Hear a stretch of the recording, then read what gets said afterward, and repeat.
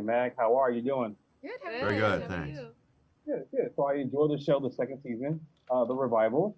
So the question I have for you guys is, what are the key elements to creating a relatable and inclusive TV show without being typecast and just to being just overall good show? And how does Frasier achieve this successfully? Okay, I guess I'll go first. Go for it. Inclusive. Honestly, it's not necessarily a goal in and of itself. I mean, if you are alive and breathing today, you are inclusive. I mean, you care about everybody, and that's certainly who Frasier's always been, as a character. He finds, I guess, people fascinating. So, and it's not to the exclusion of any other set of people. So it's natural. It's just by virtue of the fact that it exists, it is inclusive. Because the human condition is what makes it an interesting show, and the fact that we love each other the way we do, and these magnificent young people beside me. Oh, you call me young. Yes, well, you are everything and more, including young.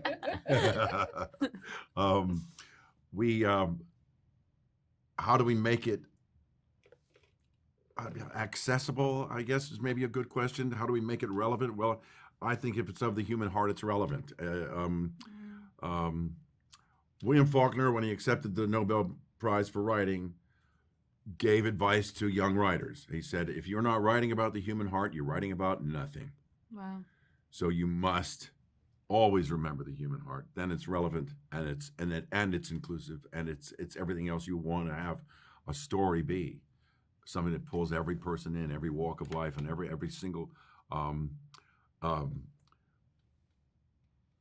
creative instinct in a listener or a viewer will be agitated by what you've done, and hopefully you'll make somebody laugh or cry. I think that's about But it. I don't think you're giving yourself enough credit, actually, because I think because of the way you see the world, like that's just the way it is to you. Well, that may be true. Yeah. But like there are very few shows that would have just auditioned the people who they thought were right for it. I mean, I know for my role, they saw a plethora of completely different looking, sounding, Yeah. and For mine and too, for sure. right. And Mhm. I don't think that most shows do that. I think that most shows very stereotypically write for certain things, and God forbid you bring in someone who looks a little bit different. Nobody can see it that way, That's interesting, yeah. And so I think that the fact that that was done, and we ended up with a show that is now quite diverse. When you look at the cast and guest cast that we're bringing in, you look at the writers. I mean, the writers' room is so diverse, whether it's, people of color, LGBTQ. I mean, we've had so many women directors, Mhm. directors of color. That doesn't happen a lot. Definitely not in sitcom, definitely not in this kind of a sitcom.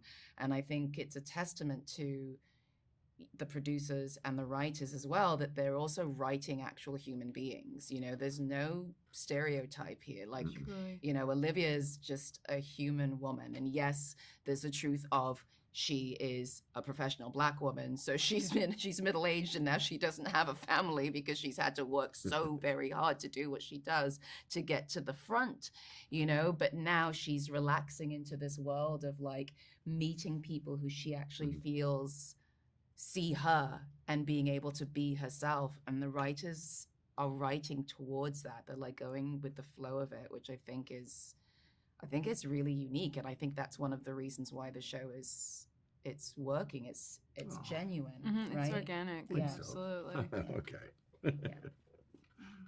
Thank you guys. I love the show, and thank you, Kelsey, for Girlfriends. Oh, bless you. Thanks, man. My pleasure.